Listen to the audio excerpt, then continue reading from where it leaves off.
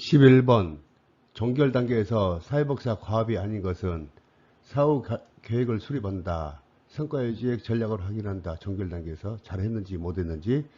그래서 필요에 의해서 타기관에 의뢰하고 타기관의 전문가에 의뢰할 수도 있다. 종결 기준 및 목표 수립. 목표 수립 이것은 종결 단계가 아니고요. 계획 단계에 있죠. 그래서 어떤 목표를 할 것이다. 그 다음에 종결 기준은 어떤 기준에서 종결하겠다. 그것이 계획 단계에 있죠. 그 다음에 마지막 종결에 대한 정서 다루기. 11번의 정답은 4번이 되겠습니다. 자, 종결 시기에서 고려할 사항이 있거든요. 개인 목표의 달성 정도. 맨 처음에 계획 목표 달성이 얼마냐, 100%였냐, 80%였냐, 그걸 파악하는 거고, 서비스 시간 내에 제공 완료 여부, 그 다음에 클라이언트 문제 상황 해결 정도, 10건이 있으면 10건이 했냐, 안 했냐, 뭐, 주택 개선 사업, 개조 사업 했다, 뭐, 어떤 걸 했느냐, 계획하고 맞아 떨어졌느냐, 어쨌는지, 그 다음에 사회부 기관의 투자 노력, 이득 체감, 더 이상의 만남이 큰 도움이 않겠다는 것에 대한 합의를 한 게, 서로 상황을 합의. 이제 더 이상 안 해도 되겠다. 우리 병원에 가도 그러잖아요. 이제 더 이상 안 해도 되겠다. 그러고 합의하잖아요. 클라이언트 의존성. 그 다음에 새로운 서비스의 필요성과 적합성. 이 사람이 이제 더 필요할 것인지, 아니면 부합된 것인지, 그걸 파악하는 것이죠. 클라이언트의 정서 반응 다르기. 목적이 달성되지 않은 경우, 실망이나 분노, 버림받은 느낌을 갖는데, 그런 부정적인 감정이 갈 수 있으므로, 이를 표현할 수 있도록 한다. 어땠습니까? 뭐 물어보잖아요. 지금까지 해가지고 종결 단계 때 이 프로그램 어땠습니까? 뭐가 문제가 여러 가지 다르고. 그 다음에 효과의 유지와 강화. 종결 이후에도 변화 내용을 클라이언트 유지하고 발전시켜 나가도록 계획한다. 사후관리라고 하죠. 그 사후관리에 대해서 이야기한다. 의뢰. 새로운 서비스가 필요하거나 해결되지 않는 문제가 있을 때는 타 기관에 의뢰하거나 전문가에 의뢰할 수 있다. 평가. 개입 과정과 목표 달성이 얼마나 되느냐, 거기서 효율성과 효과성을 평가하는 것이다. 효율성이라는 것은 비용 대비의 그 투자비 비용 계산하는 거고요. 효과성은 목표 달성이 했느냐, 아니냐, 그걸 평가하는 거거든요. 그 다음에 종결 유형과 대응. 클라이언트 일방적으로 조기 종결, 그럴 수가 있거든요. 어떤 때 그러냐면, 클라이언트 이사를 가거나 개인적 변화에 따라서 종결되는 경우라면 해당 지역에는 서비스에 대해 알리고 의뢰를 진행할 수 있다. 다만 저항의 형태로 조기 종결된 문제가 있어하고 조기 종결된 경우라도 전문적 관점에서 문제를 확인하고 의견을 제시하되 클라이언트 결정권을 존중해 줘야 한다.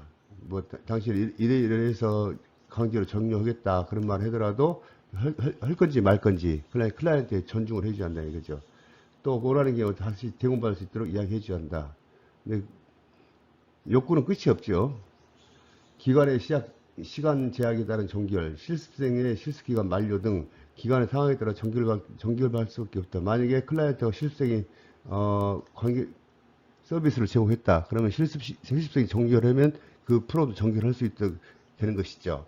이 경우 기관의 상황에 대해서 이야기하고 다른 사회복지사에서 다른 서비스를 받을 수 있게 알리거나 필요한 경우 의뢰할 수 있다.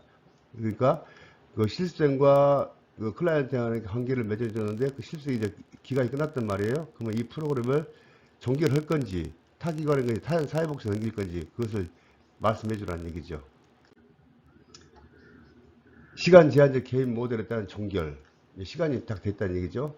미리 종결 시 정해져 있고 계획 단계 되겠죠. 클라이언트 종결에 대한 거부감이 적게 나타나지만 마지막 회기 전 종결에 대해서 다시 한번 고지하면서 종결을 하도록 한다. 시간 제한이 없는 것, 언제부터 언제까지 하겠다는 것, 그런 제한이 있고 이건 없는 경우는요. 개방형 모델에 따른 종결이 계획되지 있지 않으므로 종결 시기를 정하는 것이 중요한 가업이다. 클라이언트에 더 이상 서비스 제공이 없을 때 종결을 진행한다. 이게 시기를 정해놓은 거 있고 시기를 정해지 않은 거 있지만 대개 시기를 정해놓죠. 사회복지사 사적으로 인한 종결, 사회복지 이직을 했다든가, 그런 거, 사표 썼다든가, 사회복지사 이직이나 퇴직 등으로 종결하게 된 경우, 클라이언트는 부정적인 감정을 할 수 있으므로 이에 대한 다루는 시간을 갖도록 한다. 사후관리에 대해서 클라이언트에게 미리 알린다. 앞으로 여기 프로그램 종결하더라도 어떻게 되겠다는 걸 미리 이야기해 주는 거죠. 종결에 대한 두려움이 많은 클라이언트에게는 종결의 충격을 완화할수록 완화할 수 있는 효과도 있음. 이제 서비스 중단하게 되면 혹시 특히 정신장애인이나 그럴 때는 굉장히 불안해거든요. 막 불안에 떨고 그럴 때는 이제 미리 완화시켜주는 그런 게 필요하죠. 그다음에 변화의 지속성을 확인할 수 있어야 한다. 종결 이후 발견된 새로운 문제나 자녀 문제를 다룰 수 있는 기회가 된다. 12번. 다음은 사전 결과를 요약한 것이다. 사회복지가 먼저 수행할 과업은 무엇인가? 경제적 도움을 요청하여 기관에 접수된 클라이언트는 성장기 때 학대 경험과 충동적 성격 때문에 가족이나 이웃들에게 심각하게 갈등이 심각하다. 배우자는 이혼 이유가 있고 근로 능력이 있으나 근로 의지가 거의 없는 실직 상태이다. 1. 이혼 위기에 개입하여 부부 상담을 실시한다. 이웃과의 갈등 문제 해결하여 분쟁 조정을 의뢰한다. 원인이 되는 성장기 학대 경험을 가는 치료부터 시작한다. 그 의욕을 높이기 위해서 집단 프로그램에 참여하도록 한다. 5번. 클라이언트와 함께 다루고자 하는 문제의 우선순위를 정한다. 그렇죠. 가장 먼저 뭘부터 하는가 그거 정해야 된다. 정답은 5번이 되겠습니다. 자, 사정관리 순서가 있거든요. 먼저 접수를 하고 그 다음에 사정을 하고 그 다음에 계획을 실시하고 실행 단계 그 다음에 점검 및 재사정 단계 마지막으로 평가 후에 종결을 시키는 것입니다. 자, 사정 단계에서는 뭐냐? 클라이언트의 복합적인 욕구와 현재 상태, 잠재 능력, 공식, 비공식 지원 체계를 대한 자료를 수집하고 종합적으로 분석한다. 1. 클라이언트 욕구 문제 사정은 어떤 것이냐? 클라이언트가 현재 상황에 다양하고 복잡한 요구를 확인한다. 이는 클라이언트에게 매우 중요한 계획 근거를 제시한다. 2. 클라이언트의 능력 사정. 사례 관리자는 클라이언트의 욕구를 충족하기 위한 문제 해결의 동기와 의지를 갖고 있는지, 스스로 힘으로 해결할 능력과 의사가 있는지 확인한다. 3. 클라이언트 지원 체계 능력 사정. 사례 관리자는 클라이언트 욕구를 충족하거나 공식적, 비공식적 지원 체계의 능력을 클라이언트에게 사정을 한다. 알아보는 거죠. 지원 체계 장애 사정. 지원 체계에 대한 방해 요소가 무엇인지 설명한다. 3번 계획 단계. 클라이언트 욕구 충족을 위한 장단기 목표를 구분하고 우선순위를 설정하는 것이다. 이를 위해 가장 적절한 해결 방법을 모색하기 위하여 클라이언트의 개별 서비스를 구체화시킨다. 첫 번째, 목표 설정한다. 목표는 대개 클라이언트의 생활 개선이나 개인 능력 향상, 지원체계 개발과 강화, 목표를 장단기로 구분하고 우선순위를 설정하고 명료하고 구체적이고 실현 가능성 있고 측정 가능한 기술한다. 이게 수치화 시키면 되죠. 수치화. 서비스 계획 수립. 목표를 달성하기 위해 서비스가 언제, 어떻게, 얼마 동안 어느 정도 제공되어야 하는지에 대한 문서화한다.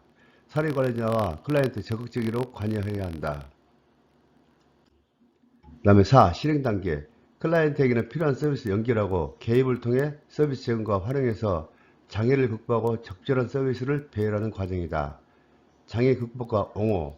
서비스를 적절히 제공하고 효율적으로 활용하기 위해서 보호계획을 보호계획 수행 시 발생하는 장애를 극복할 필요가 있다. 장애에는 선천적 무능력과 내부 장애와 외부 장애가 있다. 서비스 계획의 수행, 장애가 극복되면 사례관리자는 클라이언트 환경에 맞게 공식적 지원 체계와 사례관리 기관에 함께 수행한다. 3번, 클라이언트에게 제공되는 서비스를 적절히 배열하여 서비스 효과성과 연속성을 보장할 수 있도록 한다. 5번, 점검 및 재사정 단계. 점검은 현재 클라이언트가 제공되는 서비스 및 지원의 적시성과 적절성을 보장하기 위해 사례관리자는 클라이언트의 그의 가족, 다른 서비스 제공자와 규칙적인 만남을 유지하여 지원체계 서비스 전달과 실행을 하고 재사정하는 실시하는 과정이다. 점검은 자료 수집보다는 지지적 역할이 필요한 것이다. 첫 번째, 서비스에 대한 점검. 클라이언트에 제공되는 서비스 질에 대한 수준. 점검은 사례관리에서 가장 어려운 부분 중 하나다. 점검이 어렵죠. 서비스 어떻게 했냐, 질이 좋냐, 나쁘냐. 그리고 사례관리에서 성공적인 점검은 기록과 주기적으로 관리가 좌우된다. 사회복지는 사례관리에 특히 기록을 잘해야 됩니다. 그다음 재사정. 서비스 계획 수행 계획 중 주기적 사정을 통해서 클라이언트 제공되는 서비스의 적절성과 보호 계획 변화의 필요성과 변화 방식을 결정하는 방식이다. 한번 계획했다고 끝까지 가는 거예요. 중간 점검을 하는 것이죠. 그리고 계획을 수정하고 재사정과 평가는 어떤 차이가 있느냐? 재사정은 서비스 계획의 적합성이 판단해서 서비스의 변화의 필요성을 여부하는 결정인 반면 평가는 가치와 정교를 포함하는 것이다. 자, 가치라는 것은 얼마나 바람직하고 많은 변화가 있었는가 그걸 보는 것이고, 서비스 계획이 클라이언트의 삶에 어떤 변화를 가져왔는가 판단하는 효과성에 초점을 두고 있다. 효과성 어떻게 되냐면 목표 대비 얼마 달성 여부, 3개월 내에 상담 서비스를 10번 시작했다. 근데 3개월 지났는데 10번 하지 않고 8번 했다. 그러면 20%가 부족하잖아요. 그것을 어떻게 채울 건지 그걸 계획을 세우는 거죠. 그 다음에 평가 및 종결 단계. 마지막으로 평가는 사례관리의 필수 구성 요소로 사례관리뿐만 아니라 모든 평가는 계획을 세웠으면 무조건 평가가 따라야 됩니다. 클라이언트에게 제공되는 서비스, 클라이언트 변화 상황, 서비스 계획의 활동 및 서비스 체계의 효과성을 종합적으로 판단하는 과정이다. 이게 목표 대비 몇 프로 했는가 그런 것이죠. 사례관리는 전문적 판단에 근거하여 클라이언트가 서비스가 더 이상 필요하지 않을 때 사례관리 과정을 종결하는 단계다. 평가는 사례관리 효과성을 분석하여 PDF를 제공하고 서비스 계획 프로그램 및 서비스 체계 수정 등의 중요한 수단이다. 잘했나 못했나, 잘한 것은 계속 유지되고 잘못된 점은 수정 보완해서 다음 계획에 삽입하는 것이죠. 평가와 점검. 점검은 계획대로 잘 이루어지는지를 살펴보고, 평가는 사례관리자 활동이 클라이언트의 삶에 대한 긍정적 영향을 주었는지 살펴보는 것이다. 13번 사회복 실천 과정의 개입 단계에서 사회복지가 해야 할 일 중에 맞는 것은 기업, 계획된 방법으로 서비스를 제공한다. 서비스 전략 및 우선순위를 결정한다. 계획 수정 시 필요할 때 재사정한다. 총괄 평가를 한다. 전략과 수정 우선순위 이것은 계획 단계에서 들어가죠. 개입이 아니고 계획. 그 다음에 총괄 평가는 마지막 종결 평가에서. 그래서 13번의 정답은 2번이 되겠습니다. 그러면 개입이란 것이 도대체 무엇인가? 개입은 클라이언트 인지적, 행동적, 정서적 변화를 초래할 수 있는 돕는 과정이다. 여기서 핵심적인 것은 직접적 개입과 간접적 개입으로 나눌 수가 있습니다. 그래서 클라이언트의 문제 상황에 따라서 개입 방법이 달라집니다. 직접적으로 할 건지 간접적으로 할 건지. 자, 직접 개입이라는 것은 뭐냐면 개인이나 집단, 가족 등의 미시체계 수준에서 클라이언트에게 직접 관계하면서 변화를 추구한다. 클라이언트를 직접 변화시켜서 클라이언트 문제를 해결한다. 이게 직접적이죠. 미시체계, 아주 그냥 개인의 중심으로 해가지고, 그 다음에 간접체계는 클라이언트 외에 집단이나 개인, 조직에 대해서 지역사회 등 클라이언트를 둘러싸는 환경을 변화시키는 것이다. 그래가지고 문제 해결하는 것이죠. 자, 개입에 필요한 기술이 뭔가? 개인과 가족을 대상으로 하는 기술이 있습니다. 문제 해결 능력이나 적응을 향상시키기 위한 기술, 클라이언트 성장 발달을 위한 클라이언트 능력을 향상시키고 회복시키는 기술, 그다음에 사례관리의 기술, 사회적 기능을 향상시키는 자원, 서비스, 기회 등을 제공할 수 있는 지역사회 체계로 연결시키는 것이다.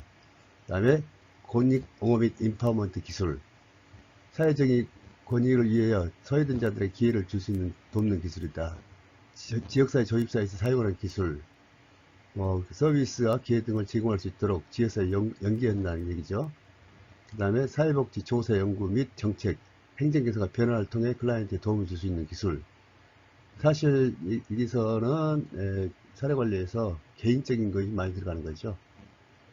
그래서 이것은 크게 개인에 관계된 기술과 사례관리에 관련 기술에 대한 큰 항목만 하면 되시겠어요. 이것만. 자, 개입 단계의 특징이 있습니다. 개입 단계는 사회복지와 클라이언트가 합의해서, 합의란 게 굉장히 중요합니다. 결정한 문제를 해결하기 위한 계획을 실천하는 단계이다. 구체적인 행동을 통해서 의도적으로 변화시킵니다. 그 다음에 개입 단계에서 중요한 것은 사회복지사가 클라이언트를 변화시키기를 관찰하고 이전 단계의 설정된 목표가 제대로 달성되는지를 점검하는 것이다. 개입 단계에서 사회복지사 해야 할 일이 무엇인가 한번 살펴봅시다. 문제 해결을 위한 구체적인 변화 전략을 수립해야 한다. 예를 들면 문제를 해결하려는 클라이언트 노력을 지원하기 위하여 문제 해결을 위한 구체적인 변화 전략을 수립해야 한다. 직접적 개입, 지역사회 연계한 개발, 그 다음에 사회적 집단 활용, 그 다음에 정보 제공 등, 그 다음에 교육이나 동기부활, 자원 연결, 행동 변화 등의 클라이언트의 변화를 창출한다. 클라이언트 스스로 변화할 수 있게끔 교육도 가르치고 행동 변화를 할 수 있게끔 교육도 시키고 자원도 연결하고 그렇게 하는 것이죠. 직접적 개입이나 간접적 개입 등 다양한 개입 방법과 기술을 적용해서 클라이언트와 그 클라이언트 주변의 환경 체제를 변화를 일으킬수록 원조하는 것이다. 지속적으로 점검해야죠. 딱 한 번 해가지고 되진 않고 클라이언트는 이미 많은 것을 아픔과 여러 가지 이유가 있으니까 무능력도 있고 그러니까 지속적인 점검을 해야죠. 그래서 변화를 유지하고 평가한다. 너무나 지속적으로 너무나 자주 오면 또 클라이언트가 짜증낼 수 있으니까 적당히 파악해야 됩니다. 개입 과정에서 일어나고 있는 변화가 지속될 수 있도록 점검한다. 사회복지사는 개입과 동시에 클라이언트의 개입 과정에 계속 참여할수록 점검한다. 즉 변화 노력을 방해하는 장애물이 무엇인지 살펴보는 것이다. 장애물이 나타나면 그걸 해결할 수 있는 부분도 같이 노력해야죠. 자, 문제 해결 과정이 잘 진행되고 있는지 클라이언트에게 정기적으로 피드백과 지지를 제공한다. 개입 활동에 대한 효과 여부를 설정된 목표에 비추어 계속 평가한다. 설정된 목표나 개입 방법이 적절하지 못한 경우에는 즉시 계획을 수정도 해야 되고 개입 방법이 또 적절하지고 효과성이 없다 할 때는 방법을 빨리 바꿔야 합니다. 자, 그럼 계획당의 사회복지가 무슨 일을 해야 되는가? 중재자 역할을 해야 되고 조력자, 교사 역할 세 가지를 해야 됩니다. 중재자는 클라이언트에 대한 직접적 개입과 의뢰를 통해서 클라이언트가 필요한 자원과 서비스를 연결한다. 중재자, 그러면 쉽게 말해서 공인 중개사 역할하고 비슷하다고 보면 되겠죠. 중재자는 자원을 파악하고 서비스가 적절히 제공되는지 점검해야 하고 자원에 대한 정보, 자원, 클라이언트 연결하는 데 필요한 지식과 구체적 기술을 가르쳐야 한다. 조력자, 클라이언트가 스스로 문제 해결할 수 있는 능력이나 대처 능력을 키우고 자원을 찾을 수 있도록 원조하는 역할이다. 클라이언트 욕구를 확인하고 문제를 규정하며 문제를 더욱 효과적으로 다룰 수 있는 능력을 개발한다. 클라이언트 변화를 위해서 문제 해결 능력을 향상시킬 수 있는 교육 프로그램과 정보를 제공해야 한다. 정보만 주는 것이 아니라 그 기술도 익히도록 클라이언트를 가르쳐야 한다. 이를 위해서는 사회복지가 그냥 사회복지 전문직 지식을 갖고 있어야죠. 그리고 더 다양한 정보도 갖고 있어야 되고 그래가지고 클라이언트에게 정보를 명확히 전달하고 이해시킬 수 있는 의사소통 기술을 갖추고 있어야 한다. 14번 사례관리에 관한 내용으로 옳지 않는 것은 중복 서비스를 제공하는 전문기관을 확대해 등장했다. COS 초창기에는 구호 정책이 막 중복이 되고 누락되고 그래서 그런 것이 미스가 많아가지고 사례관리 서비스 프로그램이 도입됐거든요. 그 다음에 클라이언트 자율성대 극대화 및 역량 강화. 이것은 빈민들은 왜 빈민하냐? 자기들이 게으르서 그렇다. 그래서 이 사람들에게 개인의 역량 강화시키고 자립할 수 있는 기회도 막 주고 그랬죠. 주로 복합적인 문제나 가진 사람의 대상이다. 이것이 사례관리 핵심이죠. 그 다음에 4번의 계획, 사정, 연계, 조정 순으로 점검한다. 이게 참 어려워요. 어려운 거예요. 간단하면서도 이 순서가 그대로 가야 되거든요. 맨 처음에 접수 단계가 되죠. 그 다음에 사정에 대한, 그 사람에 대한 사정을 해야 되고, 그 다음에 계획을 수립해야 되고, 계획을 수립했으면 다른 개입을 해야지, 진짜. 사업 계획을 정했으면 개입. 사회복지가 클라이언트에게 직접 개입해야 되고, 간접적도 있고, 그 다음에 점검해요. 이게 클라이언트 잘 되고 있나 안 되나 점검하고, 그 다음에 마지막 평가하는 거기 때문에 이게 순서가 좀 바뀌었죠. 맨 처음에 사정이 이것이 1번이 되고, 그 다음에 계획을 수립해야 되고, 연계 조정 이것은 그 다음이고, 그 다음에 점검하고 거의 비슷한 얘기거든요. 그러니까 이것이 순서가 딱 맞아져야 되는데 안 맞아갖고 이게 살짝 집어넣으면 많이 헷갈립니다. 그 다음에 다양한 욕구 충족을 해서 포괄적인 서비스를 제공한다. 꼭 빵만으로 먹고 살 수가 없잖아요. 문화도 있고 여러 가지. 그래서 포괄적으로 열심히 맞습니다. 정답은 4번이 되겠습니다. 자, 그러면 아까도 제가 말씀드렸지만 그 순서 이게 굉장히 중요하거든요. 초기 단계 초기 단계에서는 초기 면접지하고 사례관리 동의서를 받아야 되거든요. 그 다음에 사정 단계. 사정에서는 뭐냐면 욕구, 그 사람이 뭘 갖고 있지 뭐냐. 그 다음에 장애물이 뭐가 있는가. 자원 사정이 있는지 없는지 그걸 파악해야 되거든요. 사정 단계에서. 그리고 이 사정 표가 또 있거든요. 그걸 가장 기비우면 돼요. 그 다음에 계획 단계. 계획 단계는 사례관리 및 계획 및 평가. 그 다음에 실행 단계에서는 자원 개발이 연계 잘 되고 안 되냐. 그 다음에 조정 및 점검. 이때 당시에 좀 그 효과성이 없다고 뭐는 재사정이라고 바꿔야 되죠. 여기서는 과정 기록자고 서비스 의뢰서 슈퍼비전 일지가 필요합니다. 그다음 종결평가서는 사례관리 종결평가서로 이 순서대로 잡으면 되겠습니다. 그래서 가장 중요한 게 뭐냐면 이 순서 아주 살짝 이렇게 바꿔버리면 잘 헷갈려요. 그래서 이 순서를 꼭 잘 외워두시기 바랍니다. 자, 이 초기 면접지가 이런 식으로 되어 있거든요. 이쪽하고 싹 기록을 해요, 이렇게. 자, 싹 기록합니다, 이렇게. 이 초기 면접지고, 그 다음에 이용 동의서. 나는 뭐뭐를 하겠다고 해서 쭉, 개인적 사항 쓰고, 이렇게 쭉 쓰고, 그 다음에 성명 쓰고, 뭐, 본인은 기종합복지관에 대해서 소개와 사례관리 서비스 과정 및 내용에 대한 설명을 충분히 듣고 이해했습니다. 이거 오케이. 뭐 이런 식으로. 그 다음에 통합관리 서비스 제공을 위한 개인정보 수집 동의서. 이건 뭐 여기뿐만이 아니고 뭐든지 다 마찬가지죠. 개인정보 동의서는 꼭 들어가야 되니까. 그다음에 사례가 사정 결과표. 쭉 복합적 요건이 쭉 있었다. 욕구가 뭐냐 이렇게 해가지고 여기서 이제 클라이언트가 작성하는 것이 가계도도 넣고 생태도도 넣고 가계 우리 다 시작 수없이 부동봤잖아. 가족 간의 관계. 그다음에 생태계는 그 개인의 주변 상황 이것이죠. 그다음에 슈퍼비일지 그 뭐 담당 팀장이 되든 과장이 되든 그런 사람이고 관장은 조금 여기 쓰기는 좀 그렇고 이게 관장이 아니고 주로 중화관리자가 많이 쓰죠. 평가표. 제가 평가표 이렇게 쭉 뭐 좋다 나쁘다로 쭉 쓰거든요. 이게 다 복지관이나 시설 같은 데 가면 다 이게 갖춰져 있어요. 그 다음에 기록지. 사정관리 매달 며칠 뭐 됐고 뭐 됐고 뭐 되고 내용. 이게 이런 목차가 있어야 이게 뭐 어디서 자료를 빨리 찾을 수가 있겠죠. 점검표. 이걸 쭉 사례관리 보고서. 이것도 기본 사항에 맞춰서 틀에 딱 맞춰서 하면 뭐 되겠습니다. 종결평가서, 종결보고서 이것도 거의 마찬가지. 이거 다 채워 넣어야 돼요. 그러니까 일단은 사회복지 이렇게 사회관리는 글쓰기가 잘 돼야 돼요. 글쓰기 방법도 사정 사정 기록지 사례관리 기록지 나중에 뒤에서 다시 한번 언급하도록 하겠습니다.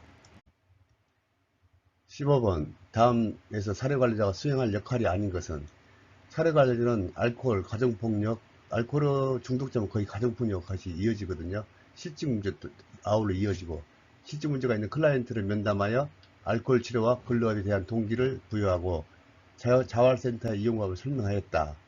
또한 클라이언트의 배우자 다른 알코올 중독자들의 배우자 5명을 집단으로 구성하고 알코올 중독에 대한 영향에 대해서 체계적으로 가르쳐 주었다.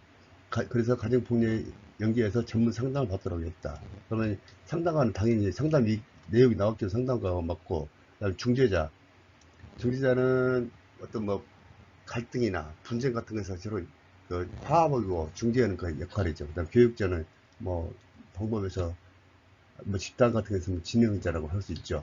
그다음 중개자는 여기서 뭐냐 이것은 그건 아닌 것 같고 부동산 뭐 연계하는 것이죠. 그러니까 쉽게 말해서 부동산 중개업 뭐 그런 식으로 생각하게 되고 중재자는 갈등이나 뭐 그 문제점 있는 것을 해결하는 것이고 그다음에 정보 제공자. 그래서 15번의 정답은 4번이 되겠습니다. 자, 그럼 사례관리 역할이 뭐냐? 사례관리는 클라이언트에 대한 정보 수집, 이들을 대신해서 자원 동원을 협상, 서비스 전달에 대한 책임성, 서비스 제공 결과에 대한 점검, 평가를 위해 관련된 모든 기관 또는 조직체계에서 걸쳐 활동한 것이다. 자, 사례관리 일반적인 역할은 뭐냐? 클라이언트의 확인과 출장 원조, 서비스에 대한 장애 요소를 파악한다. 개인과 가족에 대한 사정과 진단, 계획과 지원에 대한 확인, 뭐 잘 되고 있는지, 그다음 클라이언트나 가족 목적 달성과 제공 단계가 협상하는 것이고, 그다음에 직접적으로 한 것은 6가지가 되는데 이행자, 뭐 아까 뭐 사례가 집단 프로그램 있으면 진행자라고 볼 수 있죠. 교육자, 기술을 명확히 하고 모델을 내세우고 역할 연습도 시키고 훈련 이전 뭐 그런 식으로 안내자, 프로그램 안내자, 진행자, 정보 전문가, 지원자, 뭐 직접 서비스를 역할이 이거 최고로 중요한 것인데 이때 클라이언트는 자기가 내가 어떤 것이나 홍보를 충분히 해야 한다 그렇게 나와 있습니다. 간접적인 역할은 뭐냐면 6가지가 있거든요. 중개자, 클라이언트 욕구와 기관의 전략을 효과적으로 중개 역할을 한다. 그 다음에 연결, 의뢰 서비스, 조정, 분쟁과 조정, 그 다음에 옹호, 뭐 지지라 옹호, 그 다음에 조력, 뭐 도와주는 것이고 협의. 그 다음에 통합적인 역할은 뭐냐? 중개자, 유용한 자원을 클라이언트 연결시키는 것이죠. 이게 연결시키는 거죠. 그 다음에 조정자, 의뢰 서비스, 상담자, 옹호자, 평가자. 대충 이런 식으로 클라이언트의 간접적인 역할은 뭐고 직접적인 역할이고 일반 역할이 뭔가를 구별해 놨습니다. 16번 사례관리 실천 과정 중 개입 단계 과업이 아닌 것은 1번 클라이언트와 서비스 간의 갈등 발생 시 조정자, 이것은 중재자라고 해야 되겠죠. 이것은 과업이 아니고 역할이죠. 사회복사 역할. 클라이언트 욕구에 기초하여 구체적인 명확한 목표를 수립한다. 서비스 이용 대상자의 적격성 여부를 판별한다. 기관 내부 사례팀 구축 및 운영 능력 파악, 클라이언트가 달성한 성과, 영향 등 측정하는 도구 개발, 이건 다 사회복사 해야죠. 해야 할 일이고 숙제고. 그래서 16번은 1번이 정답이 되겠습니다. 자, 이거 또 나오네요. 초기 단계, 사정 단계 계속 나오거든요. 아마 이 실전에서 이게 굉장히 많이 나올 거예요. 자, 초기 단계에서는 초기 변경 시 사례관의 동의서를 쓰는 것이고, 그 다음에 사정 단계는 욕구 사정, 장애물이 뭐가 있는가, 자원 사정이 뭔가, 그 다음에 사례관 사정표 만드는 거. 이 앞전에 다 일단 양식을 봤잖아요. 그 다음에 계획 단계, 뭐 사례관리 계획 및 평가서, 실행 단계에서는 자원 개발 및 연계, 조정 점검 및 점검, 혹시라도 효과성이 떨어졌다, 나타나지 않는다, 그럼 바로 재사정해가지고 계획을 수립하는 것이죠. 여기서는 뭐가 있냐면 과정 기록지, 서비스 의뢰서, 슈퍼비전 기록지, 정기열 평가, 사례관리 평가서, 정기열 보고서. 자, 사례관리 작성법을 실제 사례를 한번 봅시다. 내담자는 불안과 우울감 호소하며 자발적으로 상담센터에 내방하였다. 구체적으로 미래에 대한 막연한 불안감과 업무에서 이미 높은 성과를 내고 있음에도 더 높은 성과를 내야 하는 판단한 생각에 불안감, 그리고 퇴근 후 혼자 있는 시간이 느껴지는 공허감, 우울감이 내담자의 주된 호소 문제였다. 내담자가 호소하는 불안, 우울감은 심리검사 결과에서도 임상적이 매우 수준 높은 것으로 확인됐다. 이런 식으로 이제 글을 쓰는 거예요. 사례자 일지를. 여기서 뭐냐면 그 사람이 갖고 있는 욕구가 뭔지, 그 다음에 앞으로 그 사람이 그 문제를 어떻게 하기는 것인지, 그런 식으로거든요. 그래서 보면은 내담자의 심리적 특성, 인지, 정서, 행동. 그러니까 예를 들면 내담자는 인지적으로 뭐 어쩌고저쩌고 했었다. 정서적으로는 뭐 심리적으로 불안했다. 정서적으로 불안했다. 행동적으로는 혼자 퇴근 있는 시간이 불안한 느낌이 있었다. 이런 식으로 인지적으로는 뭐뭇이다. 정서적으로 뭐뭇이다. 행동적으로 뭐뭇이다. 그런 식으로 했죠. 그래서 내담자는 인지적으로는 흑백 논리, 과히 일반화 오류가 자주 발견되냐, 나는 성공해야 한다. 이렇게 같은 당위적 사고를 가지고 있으며 이는 과도한 불안이나 삶에 대한 공허함, 우울감 등의 정서 경험을 이야기하는 걸 보인다. 이 사람이 지금 현재 이렇게 보이죠. 그래서 또한 이에 대한 대체로 과도한 업무 몰입, 강박적인 확인 행동 등 반응이 나타나고 있었다. 그 다음에 원인 분석하는 것이죠. 그래서 1단계를 앞에 저렇게 썼고, 그 다음에 이 원인이 뭘까? 이러한 호소 문제와 심리적 특성은 뭐뭐에서 그 원인을 찾아볼 수 있겠다. 그래서 배경 이론적으로 좀 삽입시키는 것이죠. 그래서 한번 살펴봅시다. 내담자의 이러한 호소 문제의 심리적 특성은 부모와 경험에서 그 원인을 추론해 볼 수 있다. 내담자는 성장 과정에서 폭력적이고 가정에 소홀했던 아버지, 심적으로 취약하며 내담자의 정서적으로 의존했던 어머니, 나이 차이가 많은 동생과 함께 커오며 가족 내에서 부모 역할을 자녀가 대신하는 부모와 경험을 자주 해온 것으로 보인다. 이런 원인이 있었다 이거죠. 쭉 상담하다 보니까 그래가지고 메모를 했다 이렇게 풀어 쓰는 거죠. 또한 주변에서 자주 들었다는 소리, 어른스럽다라는 칭찬도 내담자의 부모와 경영을 더 가속시켰을 걸 보인다. 이게 내용으로 봤을 때는 내담자가 부모 역할까지 다 했죠. 어린 동생도 키우고, 어? 그래가지고 힘들었던 것이 내용을 이야기한 것 같아요. 그래서 이런 성장 배경은 내담자의 본인의 욕구를 희생하고 끊임없는 가업을 떠맡고 일을 해내야 한다는 패턴으로 발달해 왔을 것으로 파악된다. 이렇게 파악된다. 뭐 단정적으로 쓰지 말고 그렇게 사려든다. 뭐 그렇게 된다. 엿볼 수가 있다. 뭐 그런 식으로 이러한 패턴과 더불어 심리검사 결과상 확인되는 불안의 지학적 기질적 특성 역시 내담자 호소 문제에 영향을 미친 것으로 보인다.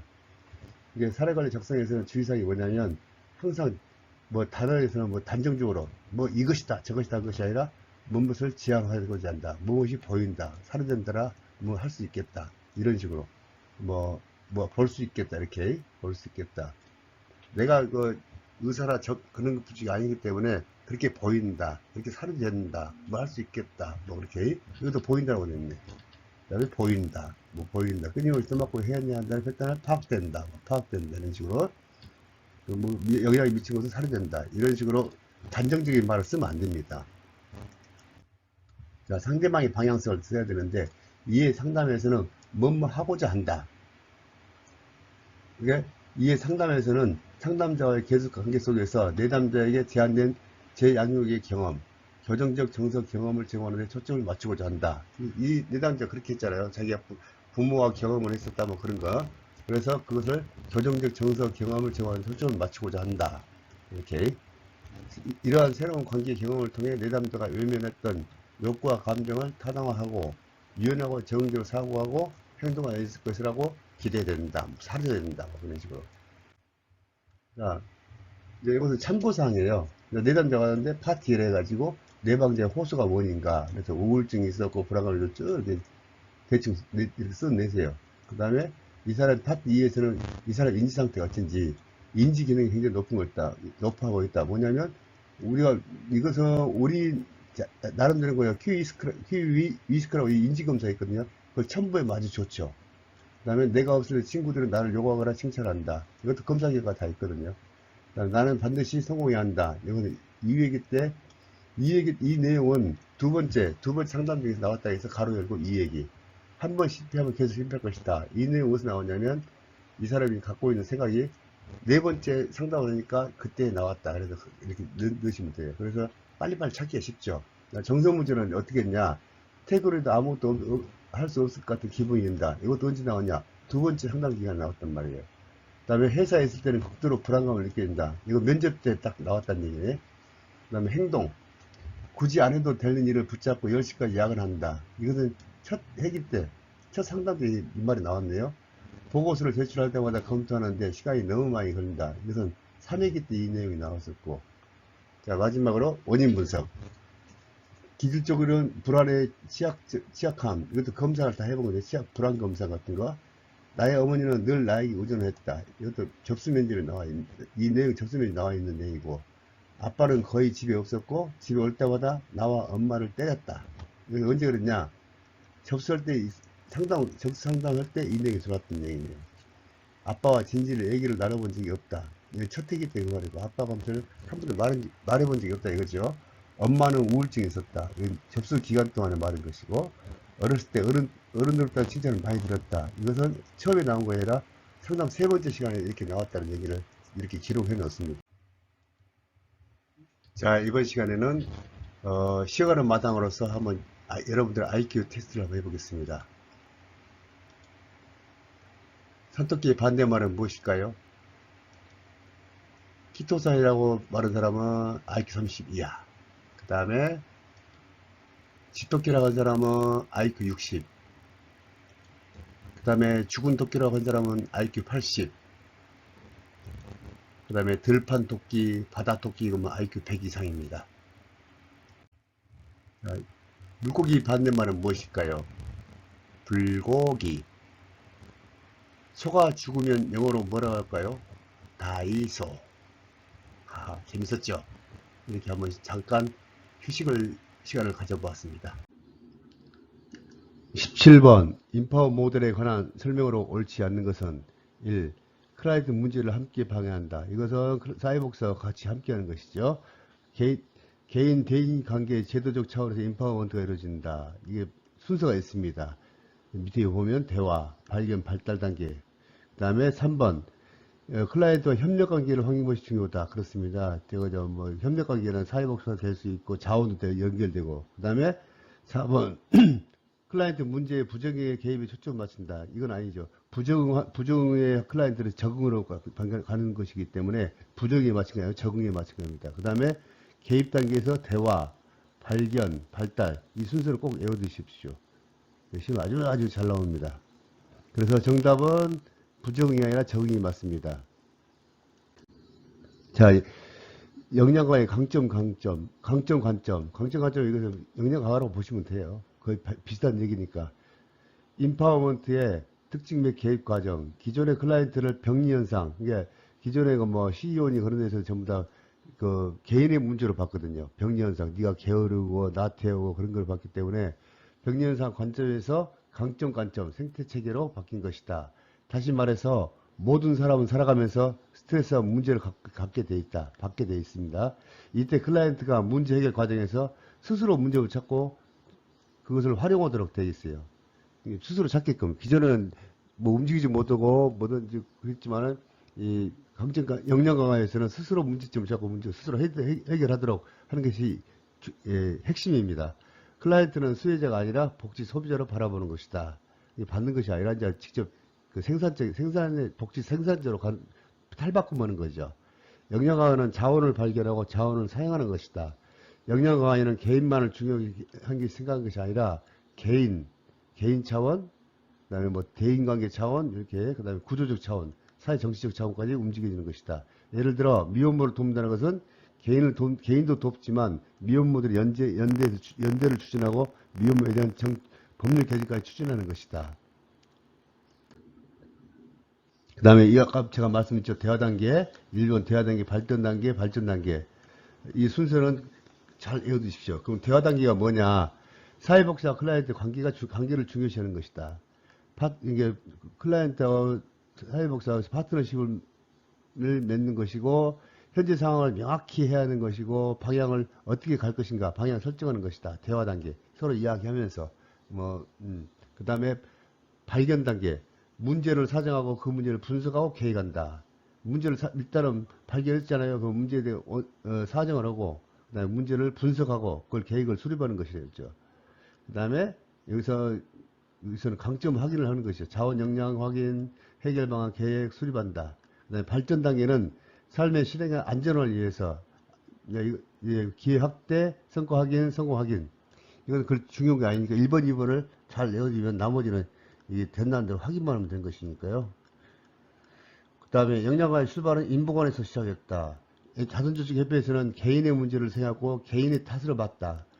네가 게으르고 나태하고 그렇게 봤는데 그래서 우회방문에서 뭐든지 수혜자로 바뀌었죠. 근데 이제 인보관에서는 그게 아니고 구조 개선, 사회 구조를 개선하자. 만약에 타가서 없으면 타가서 건물을 직접 짓자.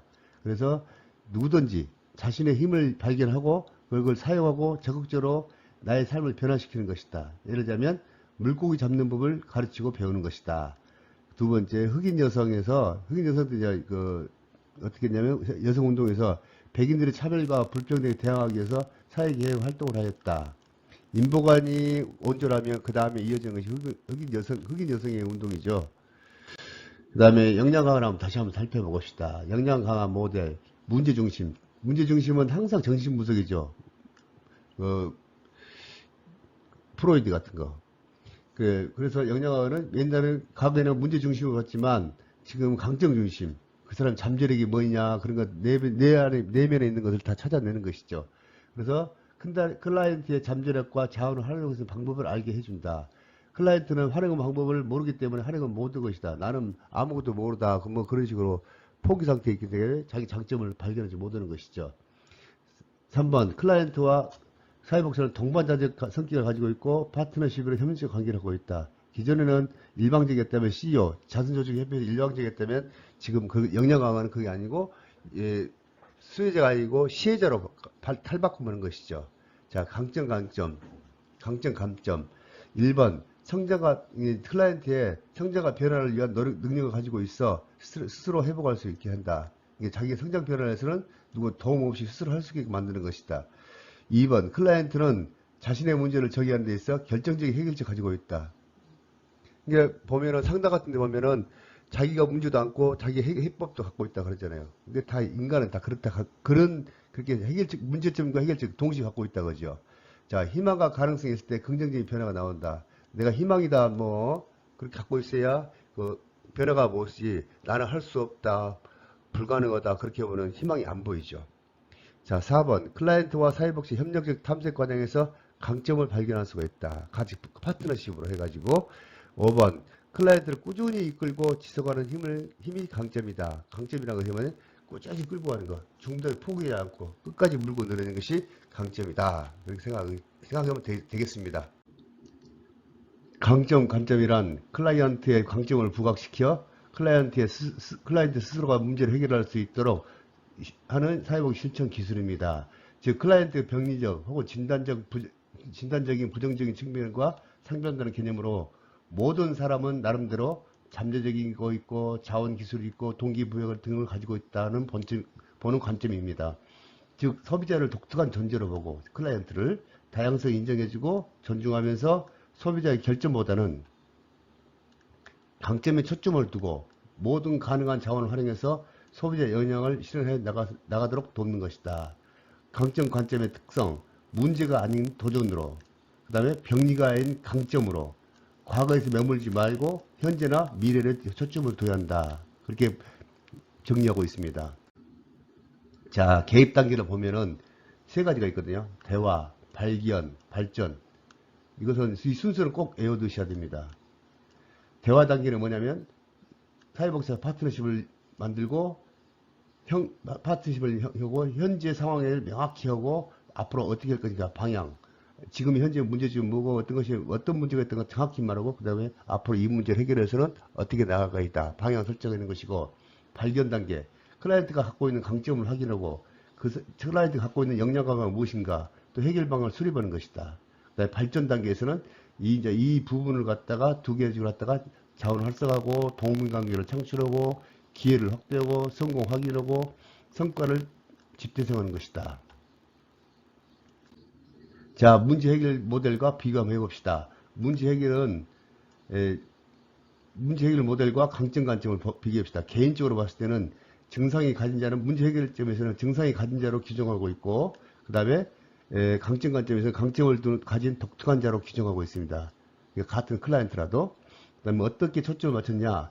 이것은 치료 중심이었고, 이건 치료 중심의 초점에 대한 가능성.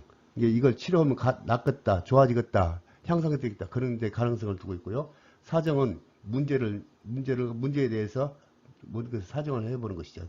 원인이 뭐고 그런 거요. 그 다음에 이것은 어떤 모델보다는 강점, 클라이언트 갖고 있는 강점이 무엇인가 그걸 기반해갖고 앞으로 쭉 나가는 것이고, 그 다음에 아동기, 아동기 때 뭐 어떤 트라우마 같은 거, 그것은 뭐냐, 아동기 때 트라우마 같은 것이 성인기에서 병리 예측의 전초증이 되는 것이고, 그 다음에 아동기 예상이라 하더라도 약하게 또는 강하게 할 수도 있다. 그 다음에 가능성은 병리에 대해서 항상 병리적인 현상을 갖다 제한할 수 있고, 가능성 갖다가 그 병리 현상이 있다 하더라도 충분히 가능했다고 희망을 갖고 사는 것이죠. 여기서 개입은 사회복지 일방적으로 주도하고 있지만 여기서는 사회복지 소비자와 같이 함께 가는 거예요. 그 다음에 평가, 객관적 문제가 해결되는지 그걸 확인하는 거고, 그 다음에 여기서 강점, 주관적 관점에서 지속적 목표를 달성했냐 아니냐 그걸 확인하는 겁니다. 그 다음에 강점의 지역 원리를 보면은 모든 개인, 집단이 갖고 있는 지역사회는 강점을 가지고 있다. 그 다음에 트라우마, 학대, 병고, 투쟁은 인간의 상처만 있게 하지만 동시에 도전과 기회의 자원이다. 강점이 트라우마 있다고 하더라도 그것을 극복해낼 수 있는 도전과 기회를 마련한다는 얘기죠. 그걸 갖고 있다 이거지. 그 다음에 개인, 집단, 지역사회를 성장시키고 변화시키기를 원한다면 능력의 상급하기를 모른다고 가정한다. 자, 4번. 클라이언트와 협력하여 최선을 다해 클라이언트와 같이 일을 한다. 그 다음에 모든 환경은 자원들로 가득 차 있다. 강점은 항상 희망적이죠. 그다음에 보호와 환경을 강조한다. 이게 클라이언트가 항상 자기가 어떤 잠재력도 있는 것을 전혀 모르고 있죠. 그러니까 이것 강점은 그걸 부각시켜 가지고 성장 발전시키는 것이죠. 자, 강점, 감점에 대한 평가. 1. 강점, 관점은 수많은 이론과 모델에 내재되어 있어 다양한 분야의 실천 방법들과 유사한 점이 많다는 점에서 다른 실천 방법을 이해하고 익히는 데 필요한 기본 지식을 제공한다. 그 다음에 2번. 사고방식의 변화. 생각을 바꿔주는 거죠. 문제에 대한 인식을 전환할 수 있고 사회복사를 하여금 사회복 실천에 도모하는 전환점을 제공함과 동시에 클라이언트에 대한 선입견을 없앨 수 있다. 자, 지나치게 그래갖고 이제 강조가 뭐냐면 너무나도 긍정적이고 너무나도 그것만 강조했다고 비판받고 있습니다. 객관적 그러니까 너무 긍정적으로 했다는 객관적 현실을 무시하는 부정적인 지적이 있다. 단기간에는 수용하기 어렵다. 그렇죠. 뭐 하나 이루려면 뭐 하루 이틀은 쉽게 되지만 한 달, 두 달, 1년, 2년은 상당히 어렵습니다. 결론. 문제 해결의 열쇠는 전문 지식과 기술을 소유한 실천가에 있다는 것이다. 이게 사회복지사에 있다는 얘기죠. 아니면 뭐 상담가랄지. 전문가 중심의 의료적인 전통이 클라이언트 의존성을 강화시켜 지역사회 구성원으로서 독립적으로 살아갈 수 있는 기회를 시킬 수 있는 기존 이론을 우려, 강점 감점 기반으로 사회복 실천 현장에서 잘 해결해야 한다. 이게 뭐냐면 기존의 CEO 지역사회 조직에서는 모든 문제는 개인에게 있고 개인 탓이다. 그렇게 봤지만 이 강점 관점에서는 개인 탓이 아니고 환경 문제라 조직의 구조적인 문제이기 때문에 이걸 개선해 나간다. 이런 강점 관점의 원조는 누구냐면 인보관 운동이라고 할 수 있죠. 18번 핑크스와 미나의 사체계 모델에 관한 설명을 옳은 것은 1번 이웃이나 가족 등은 변화 매개체에 속한다. 이것은 가족이나 이웃은 변화 모계가 아니고 행동체계에 속하고요. 2번 문제 해결해야 사회복사와 상호작용하는 사람들의 행동체계다. 이것은 이웃 사회복지뿐만 아니라 이웃 뭐 그런 전문가 체계. 그래서 이것은 맞는 것 같고요. 비자발적 클라이언트는 의뢰 응답 체계. 이것은 검찰이나 경찰에서 사회명령 받아가지고 장애인시설이나 노인시설 와서 자원봉사하는 사회봉사를 하는 거거든요. 우리 주로 흔히 이런 거 있잖아요. 연예인들이 음주운전 걸려가지고 사회봉사 했다는 거. 그것은 그의 응답체계지 비자발적 클라이언트는 아니라고 보면 되겠습니다. 목표 달성을 위해 변화가 필요한 사람들을 변화 매개체계라고 한다. 이것은 변화 매개체가 아니고 표적체계라고 보고 있습니다. 그 다음에 전문가 육성 교육체계는 전문가 체계에 해당된다. 이 문구는 맞는데 핀터스가 말하는 4체계는 아니죠. 콤트과 갤러웨이의 6체계에 해당되죠. 그래서 18번의 답은 2번이 되겠습니다. 자, 그럼 핀터스의 미나의 4체계 모델 한번 볼까요? 변화 매개체계. 이것은 사회복지와 사회부 조직 등이 해당되는 거고요. 클라이언트 체계는 서비스나 도움이 필요한 사람. 이게 대상자라는 얘기죠. 그 다음에 표적 체계는 실제로 변화시킬 사람이 있는 사람. 이게 변화시켜야 할 사람이 있는 사람. 그 다음에 클라이언트 체계와 표적 체계는 중복될 수 있다. 그 다음에 행동 체계는 변화 매기니 변화 노력에 따라서 상호작용해야 되는 것. 즉, 가족, 이웃, 전문가 등이죠.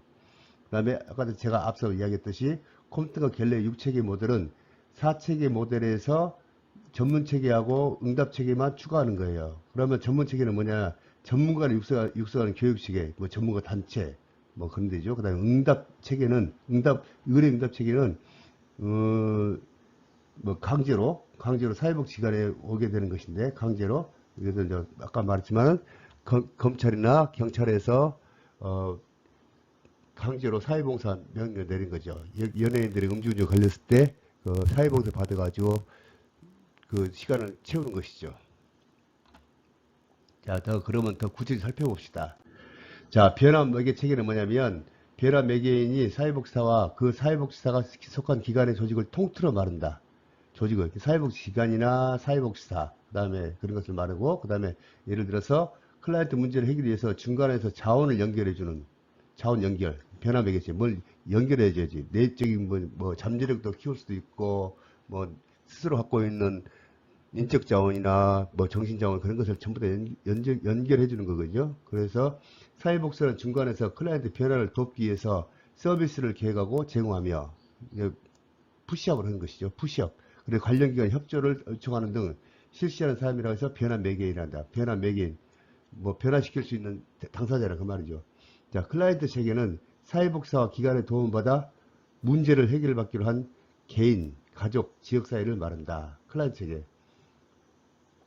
예를 들면 청소년 알코올 중독 문제로 심각성을 가지고 실시된 청소년 알코올 예방 치료 프로그램에 참여하게 된 청소년들을 클라이언트 체계라고 한다. 대상자라는 얘기죠. 프로그램에 참여할 수 있는 대상자. 자, 표적 체계가 뭐냐? 클라이언트 문제를 해결 혹은 변화를 위해서 반드시 제거해야 할 어떤 문제, 장애물 같은 거. 예를 들자면 클라이언트에게 서비스 제공을 위해 할당된 예산을 사용해야 되는데 그 예산이 부족해서 서비스 제공을 제약받는다면 여기서 표적 체계는 예산이 되고 그 예산을 얻기 위해 프로포절 등의 공모전, 재능 기부를 통해서 받는 것은 예산을 충족하려는 것이다. 이게 표적 체계, 뭔가 목표를 달성하기 위해서 하는 행동이죠. 행동 체계는 클라이언트 변화를 위해서, 행동 체계 클라이언트 변화죠.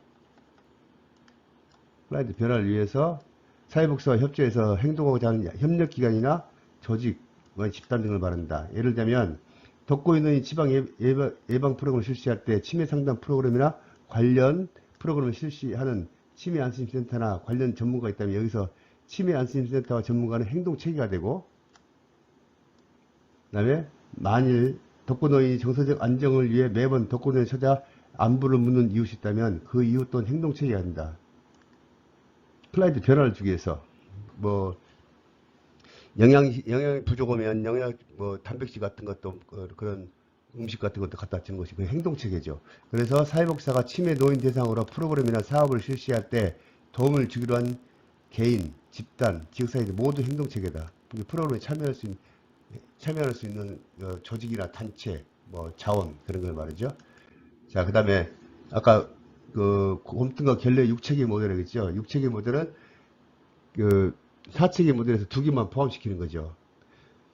자, 콤튼과 갤러의 핑커스 미네알 4체계 모델에서 전문가 체계와 응답 체계 두 가지만 추가하기로 했다. 전문 체계는 뭐냐면 전문가 단체, 예를 들면 뭐 한국사회복지사 협회, 전문가를 육성한 교육단체, 뭐 대학도 마찬가지겠죠.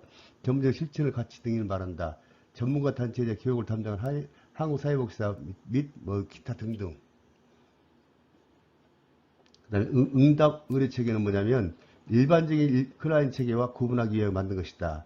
이는 강제적으로 법원, 경찰, 법원 등의 요청을 인해서 기관이나 서비스 프로그램을 찾아오는 대상자이다. 예를 들어서 법원의 사유명령으로 노인 목적이나 경로시장 보조 프로그램에 봉사에게 참여하게 된 클라이언트를 응답 체계라고 한다.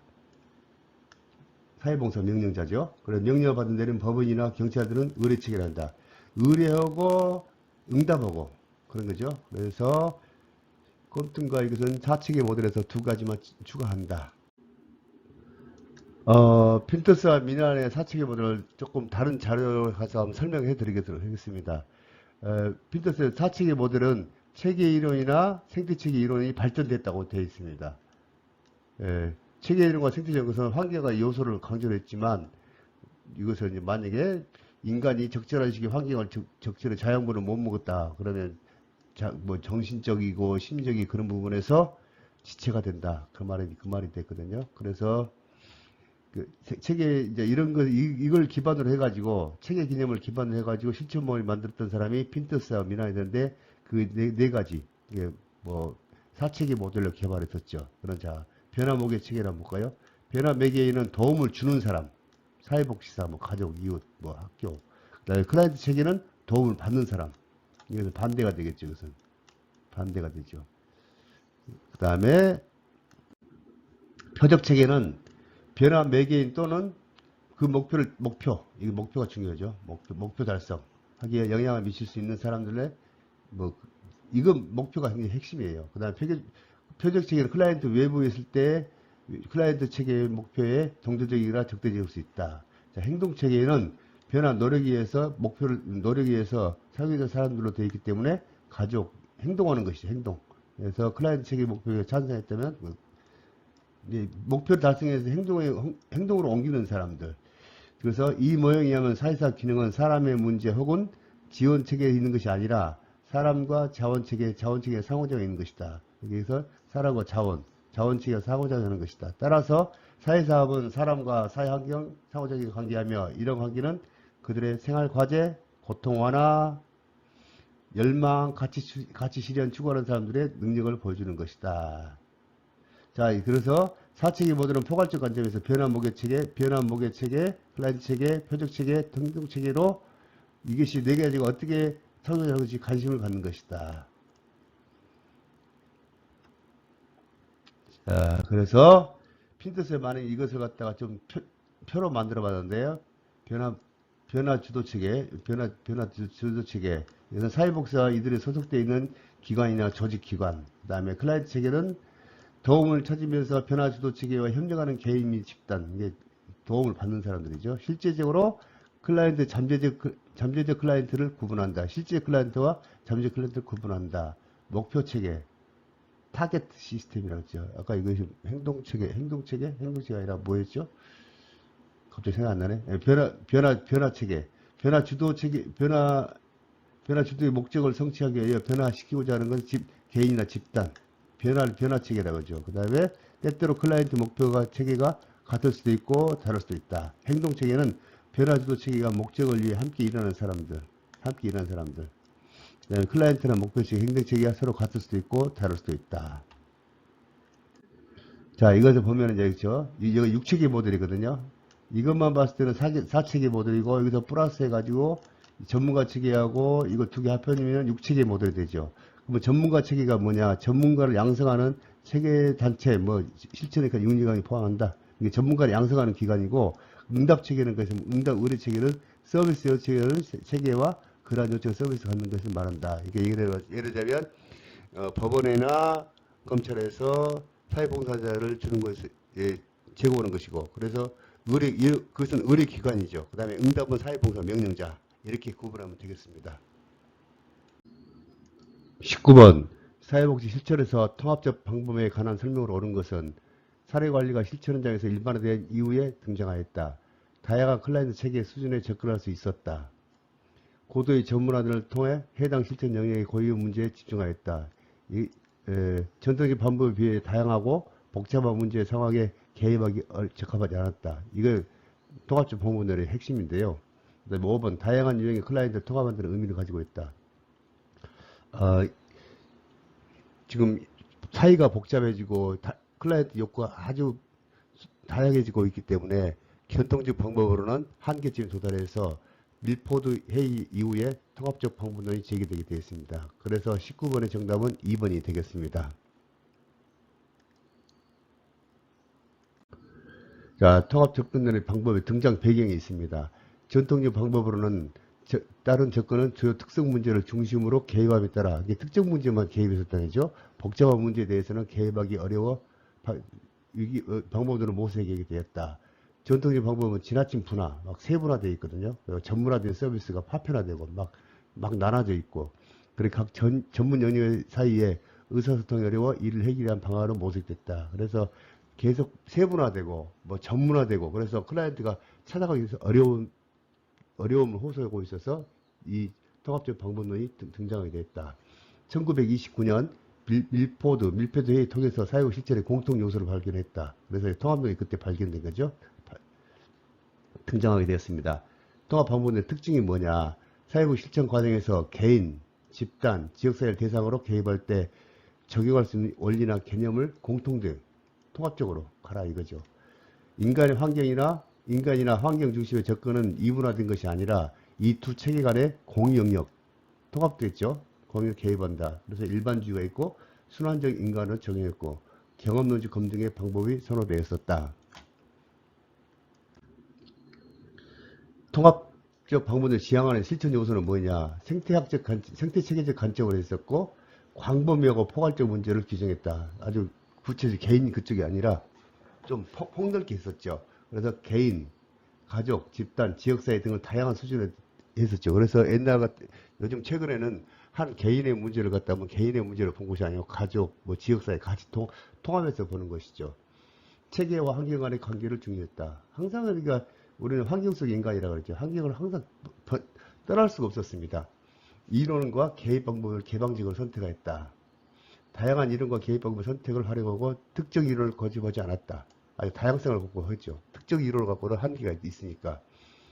사회복 실천 과정에 점진적으로 문제 해결하는 과정, 즉 문제 해결 과정으로 보았다. 환경 속의 인간 관점. 개인과 환경 간의 상호적인 증진의 책임을 개인, 환경 모두에게 의미를 두었다. 개인의 문제가 아니다는 얘기죠. 개인도 문제가 있지만 주변 환경도 문제가 있다 이거죠. 인간이 경험하는 각종 사회복지 문제를 개인 또는 환경 중에서 어느 한쪽을 결함하기보다는 개인적 요소와 환경 요소가 서로 어우러져 나타난 결과로 보고 있다. PI, 이거 환경 속의 인간이라는 얘기죠. 분류체계. 사회적 수행성의 문제, 환경상의 문제, 정신건강의 문제, 신체 건강의 문제. 그렇게 보고 있었죠. 자, 전통적 방법으로 설명해 보겠습니다. 전통적 사회복 실천은 개별 사회사업, 3대 사업이라 했거든요. 집단 사회사업, 지역사회 조직화 사업, 이 3대 방법론으로 사용해 왔다. 즉, 개별 사회사업은 개인 또는 가족을 대상으로 했고, 그 다음 집단 사업은 소집단 대상으로 했고, 지역사회 조직은 지역사회 전형으로 대상으로 했다. 전통 방법의 특징이 뭐였냐? 인간을 모두 병적으로 봤어요. 나태하다, 개인의 문제를 봤기 때문에 병적인 초점 맞췄고, 과거, 단선적이죠. 결과가 원인이 있으니까 결과가 있다. 그렇게 봤었거든요. 그 다음에 단선적인 인과관계를 강조했었다. 전통적 방법은 클라이언트 전체 생활상을 개입하기보다는 이게 클라이언트 전체를 보는 것이 아니라 개인보다는 사회복지가 개입 가능한 문제만 선별적으로 대응해왔다. 따라서 사회복지 역할이 세분화되고 다양한 서비스를 필요로 하는 클라이언트가 여러 사회복지를 찾아다니는데 큰 어려움이 있었다고 하였습니다. 통합적 방법론의 등장 배경을 한번 설명해 드려보겠습니다. 전통적 방법의 한계를 보완하려고 분화 및 전문화되어 있는 사회복지 실천 방법을 통합하려는 움직임이 나타나기 시작했었다. 1958년에 미국 사회복지가 제출한 사회복지 사업 실천의 작업의 정의라는 보고서 이후에 통합적인 논의가 본격적으로 이어지기 시작했습니다. 1960년대는 의료사회 모델의 효율성에 의문을 제기했다. 지금 세상이 많이 변했죠. 이게. 클라이언트 문제 원인 규명에 있어 환경적 요인을 중요성에 한계했다. 그전에는 의료 모델은 개인의 문제를 다뤘지만 이제 60년대부터는 클라이언트 문제가 개인의 문제가 아니라보다도 환경이나 그 주변을 보기로 했습니다. 1970년 미국을 중심으로 해서 전통적 사회복지 3대 사업, 체계화된 개별 사업, 집단 사업, 지역사회 조직은 여러 가지 비판을 받으면서 새로운 방법을 모색하지 않으면 안 되는 상황에 처하게 되어 있습니다.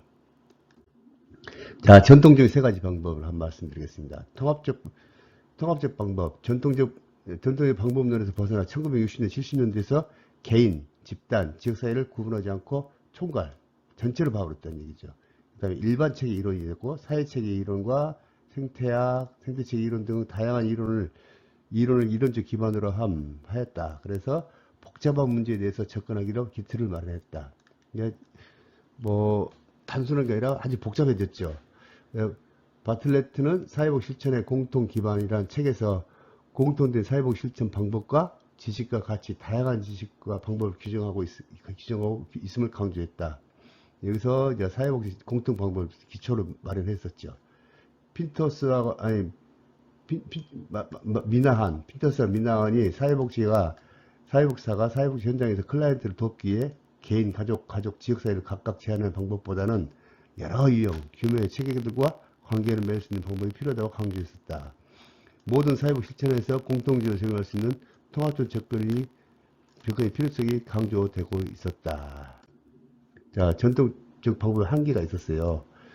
제한된 문제, 특정 문제를 개인으로, 그 다음에 최근의 복잡한 문제를 대처하기는 어려웠다. 그래서 전통적 방법이 이런 외부 환경 때문에 자체적으로 한계점을 드러내고 있었다.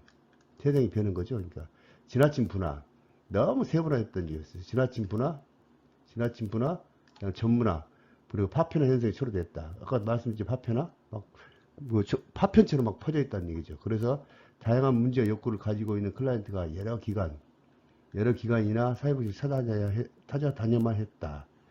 전문화 중심의 교육 훈련은 사회복지 분야별 직장 이동에 도움을 주지 못했다. 공통 기반을 전제로 하지 않는 분화 및 전문화는 각각 별개의 사고와 언어 및 과정을 보여줌으로써 사회복 전문지 정체성이 확립되는 장애가 됐다. 20번 클라이언트를 개별하기 위하여 사회복지사가 해야 할 역할이 아닌 것은 언어적 표현의 경청 능력, 상담할 때 꼭 경청 능력이 굉장히 중요하죠. 비언어적 표현에 대한 관찰 능력, 이것도 굉장히 중요합니다. 클라이언트 말하는 도중에 뭐 표정이랄지 손짓, 발짓 그런 것을 관찰할 수 있어야 됩니다. 질환에 대한 진단 능력, 이건 사회복지 영역이 아니고 의료적인 능력이죠. 편견과 선입관에 대한 자기인식, 이것을 갖고 있으면 안 된다는 능력이죠. 전문가는 전문성의 기반을 둔 권위를 갖고 있어야 한다. 권위가 없어버리면 클라이언트의 신뢰감이 떨어져서 상담이 제대로 안 되고 사업도 제대로 추진이 안 됩니다. 20번의 정답은 3번이 되겠습니다.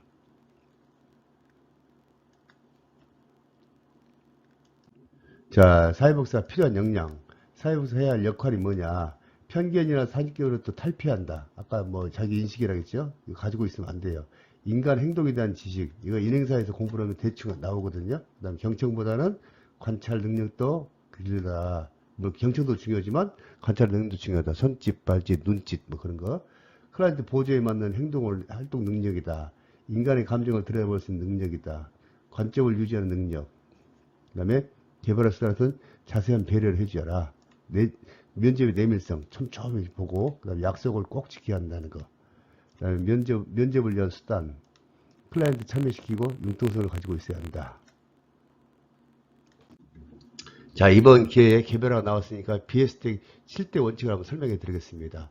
사회복지 실전 과정에서 클라이언트와의 긍정적 관계를 위해서는 지켜야 할 원칙에 대해서 말할 때는 항상 빠지지 않는 것입니다. BST 7가지. 뭐 이렇게 BST라면 좀 어려우면 BST 어려우면 이렇게 생각해 보시죠. BS테이크라고. BS텍은 사회복지사가 클라이언트에 개별적으로 관계를 맺어 궁극적으로 클라이언트가 적응을 잘할 수 있도록 도와줘야 한다. 이를 위해 사회복지 지켜야 할 7가지 원칙. BS테이크의 7가지 원칙. 개별화, 의도된 감정 표현, 통제된 정서적 관여, 수용, 비신반적 태도, 클라이언트 자기결정, 비밀 보장. 7가지는 꼭 암기하셔야 됩니다. 그래서 순서에 맞게끔. 그러니까 어떻게 했냐? 개, 통, 수, 비, 자, 비. 이런 식으로 외우면 쉽게 개유통, 수비자비. 개유통, 수비자비. 개유통이 좀 어려우면 개밥통이라고 해도 돼요. 개유통, 수비자비. 자, 개별화. 사람들은 각기 다른 경험을 갖고 있다. 모든 사람이 다 그렇죠. 다른 환경에 생활하고 다른 사고를 가진 존재다. 목적론 존재라고 하죠.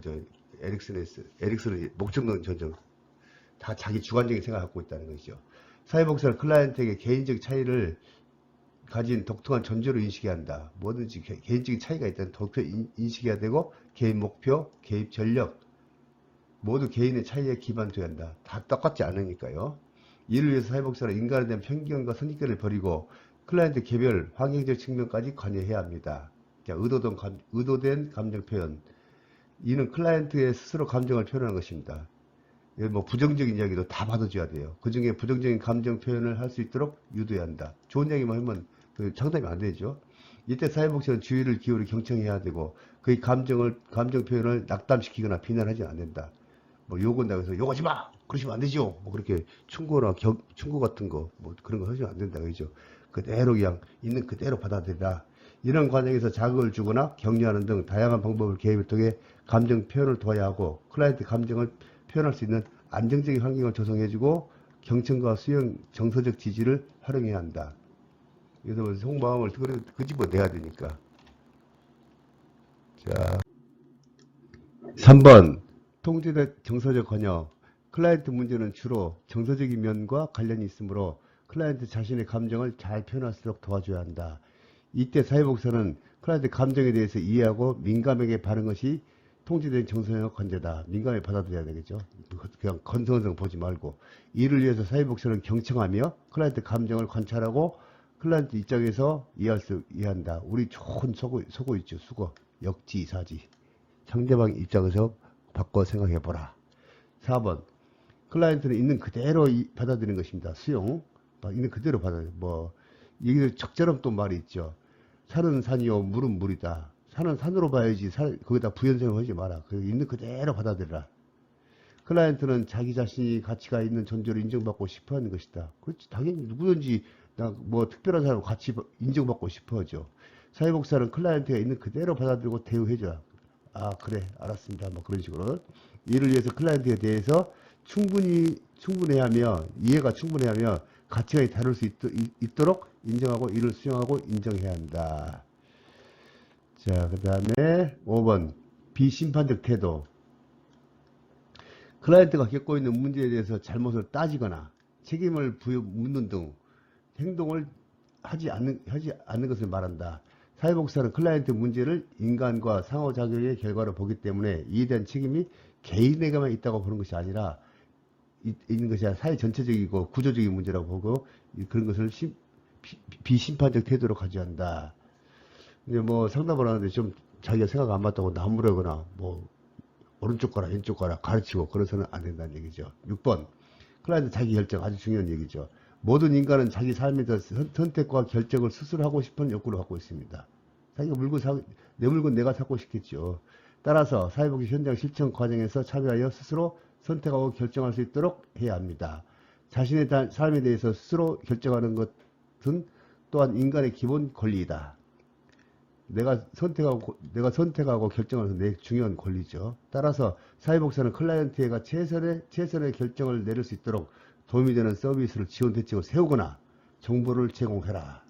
하지만 클라이언트 지적 능력, 지적 장애인이나 그런 사람 독립적으로 바람직한 결정을 할 수 있는가에 따라서 자기 결정의 제한받을 수 있다. 아니 지적 장애인이나 발달 장애인들이 막 자기 선택권 있다고 막 해버리면 되겠습니까? 그건 안 되죠. 제한을 주죠. 윤리규범, 사회제도 및 법, 그리고 사회복지기관의 기능 등에 따라서 제한을 받게 됩니다. 자, 비밀보장. 사회복 실천 현장에서 클라이언트에 대한 정보를 누출시키는 것을 말합니다. 누출시키지 않는 것을 말합니다. 이는 사회복지 윤리적 의무이고 사회복 실천의 관계에도 중요한 사항입니다. 사회복지 실천에서 불가피하게 클라이언트 정보를 공유해야 할 때는 그런 상황이 온다면 당사자의 동의를 꼭 얻어야 한다. 하지만 비밀보장 원칙에 적절히 행사하기 위해서는 사회복지는 전문적이거나 법적인 의무 틀 안에서 비밀보장의 한계와 권리에 대해서 클라이언트에 명확히 설명해 줘야 한다. 또 제3자를 보호하기 위해 비밀보장 원리가 제한될 수 있어. 그렇죠? 그래서 사회복지는 제3자를 보호하기 위하여 특정 정보를 대해서 알려야만 합니다. 이 과정에서 사회복지사들의 정보 공개와 관련된 윤리적 딜레마에 빠지게 됩니다. 뭐 비밀보장에서 어떤 청소년이 나 자살할 거예요. 근데 그것을 상담했다고 비밀보장을 지켜야 되냐? 그건 아니죠. 그것은 생명 존중에 얹혀서 비밀을 공개해야 한다. 상사에 보고해야 한다.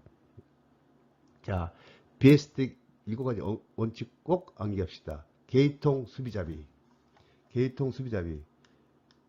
개인통이 어려우면 개밥통이라고 하세요. 그래갖고 어떻게든 암기하면 되니까. 개인통, 수비, 자비. 그래갖고 BSD 또 어려우면 BS테이크라고 해도 되고.